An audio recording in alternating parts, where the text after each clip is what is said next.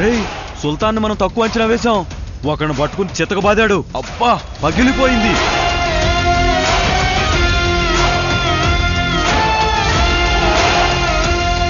సుల్తాన్కి ఏం గుండె ధైర్యం రా.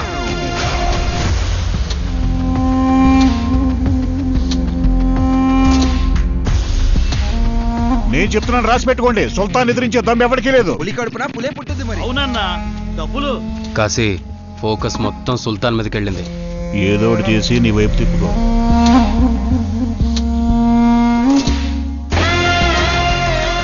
ఇక మీదట సిటీ మన కంట్రోల్లోనే.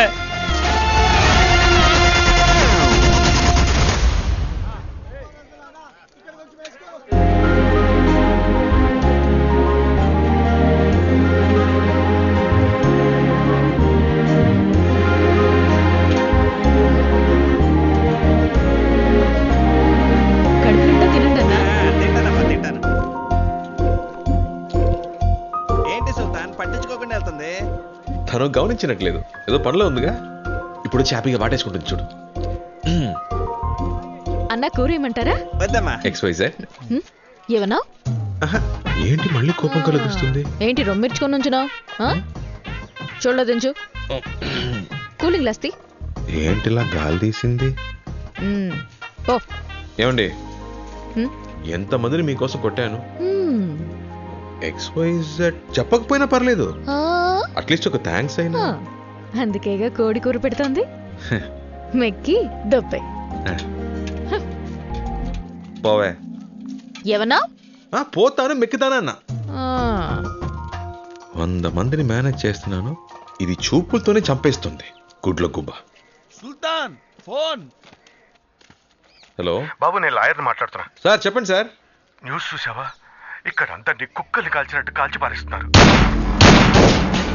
ఒకటే రక్తపాతం. This encounter was not a planned action, just self-defense. Anyways, Vizag should be crime free. ఇది కేవలం ఆరంభం.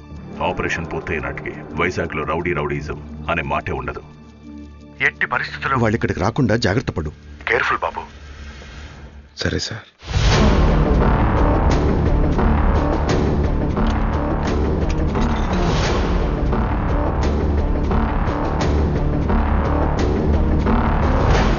సరే, మేము సాయంత్రం మా ఊరికి బయలుదేరతాం.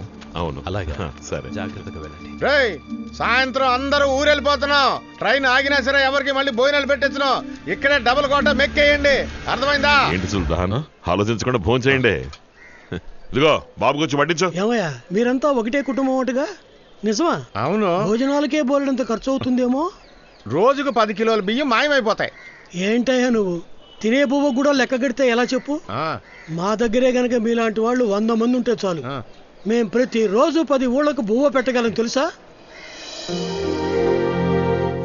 ఎలా పెట్టగలరు? వీళ్ళందరినీ ఏకోజామనే పొలంలోకి దింపి ఒక పక్కనేమో 10 ఎకరాల్లో వంకాయ, బెండకాయ, టమాటా కూరగాయల్ని, ఇంకో పక్కన అరటి తోటని, వీటితో పాటు మిగిలిన భూమిలో వరిని పండిస్తే దిమ్మ తిరిగిపోతుంది. వీళ్ళతోనా జరిగే పని నా తాత? వీళ్ళకి వ్యవసాయం రాదు. అరే ఏంటి బాబు అలా అంటావు? సాఫ్ట్వేర్ కుర్రోళ్లే వ్యవసాయం చేయగలేంది, వీళ్ళు చేయలేరా? మీ తాత ముత్తాతలు వ్యవసాయం చేయలేదా ఏంటి? వ్యవసాయం మీ రక్తంలోనే ఉంది బాబు. విత్తనాలు ఎవరు జల్లినా మొలకెత్తుతాయి.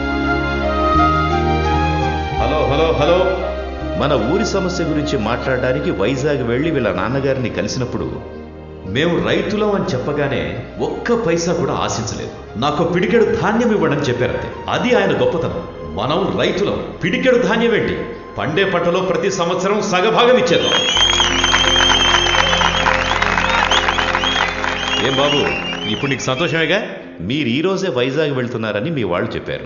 వెళ్లే ముందు ఇంకేం కావాలన్నా అడిగి మరీ తీసుకెళ్ళొచ్చు. బస్సు ఇదే మంచి టైము, వెళ్ళి పిల్లలు అడిగేసి ఇల్లు పో. అడుగుతాడు.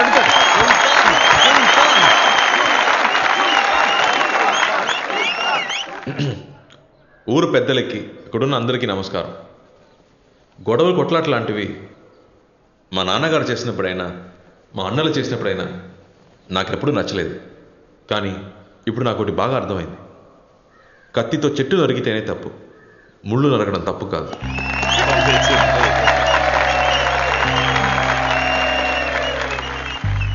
కొన్నేళ్ల క్రితం విజ్ఞానం ఎదగాలి, వ్యవసాయం ఎదగాలని మాట్లాడేవాళ్ళం. కానీ ఇప్పుడు ఈ ఊరికి వచ్చాక అర్థమైంది, విజ్ఞానం బాగా ఎదిగింది, వ్యవసాయమే వెనకబడిపోయింది. దాని గురించి ఎవరు పట్టించుకోవట్లేదు. అంతెందుకు నేనే డబ్బు ఉంటే సరిపోతుంది, ఆ డబ్బుతో తిన్నైనా నీళ్ళైనా కొనుక్కోవచ్చుని అనుకునేవాడిని.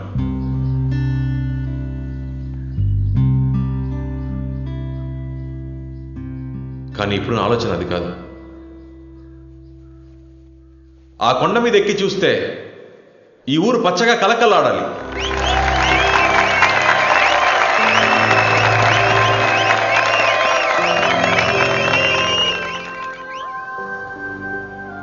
ఇక్కడ పండించే ధాన్యంతోనే నా పెళ్లి భోజనం పెట్టాలి.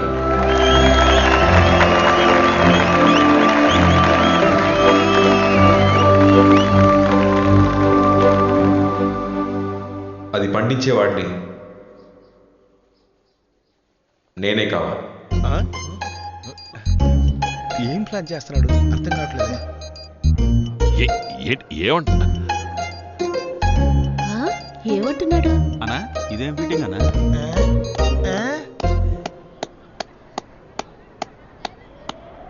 మీకు అర్థం కాల? సరే, మీకు అర్థమయ్యేలాగే చెప్తాను. నేను నా అన్నలు ఒక 5 నెలలు ఈ ఊళ్ళోనే ఉండి మీ అందరితో కలిసి వ్యవసాయం చేద్దామని నిర్ణయించుకున్నాను. వ్యవసాయమా? బైక్లో ఏమంటున్నారు మైకిల్?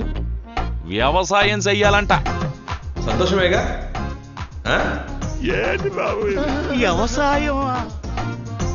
వ్యవసాయం అంటే మాకేమీ చులకన కాదండి, దిగితే మేమో చేస్తాం. అందుకని మమ్మల్ని మీ పిల్లలే అనుకుని వ్యవసాయం చేయడానికి మాకు ఎంతో కొంత భూమి ఇస్తే సరిపోతుంది, అంతే.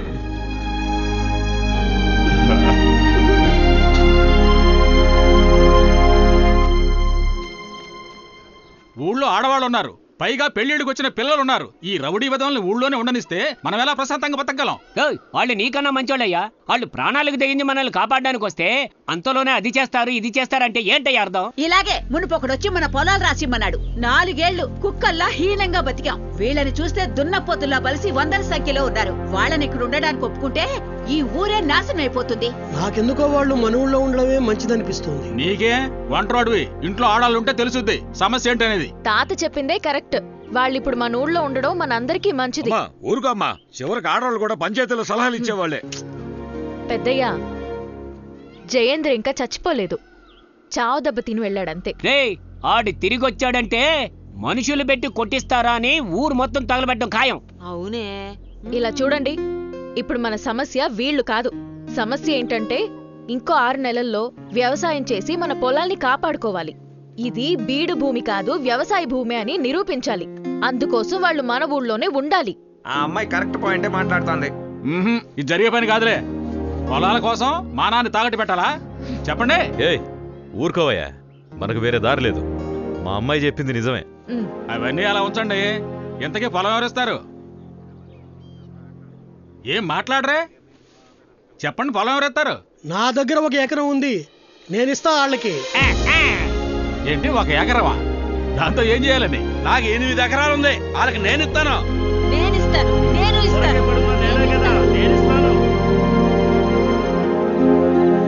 చూడు సుల్తాన్, కత్తెత్తి రక్తం చిందించమంటావా? చిందిస్తాం. చెమట చిందించి వ్యవసాయం చేయటం మనకు సెట్టే అవ్వదు.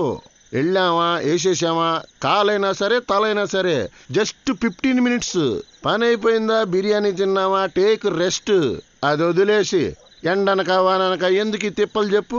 సాంబశివ అన్న అద్భుతంగా మాట్లాడావు. ఒకసారి ట్రా. కంగ్రాచులేషన్స్. సాంబశివం, అన్నంట మర్చిపోయావే. అడిగిన దానికి కరెక్ట్గా సమాధానం చెప్పు, అప్పుడు అన్న కూడా తగిలిస్తా. ఇది చెప్పు, గుమ్మడికాయ తీగకు కాస్తుందా మొక్కకు కాస్తుందా?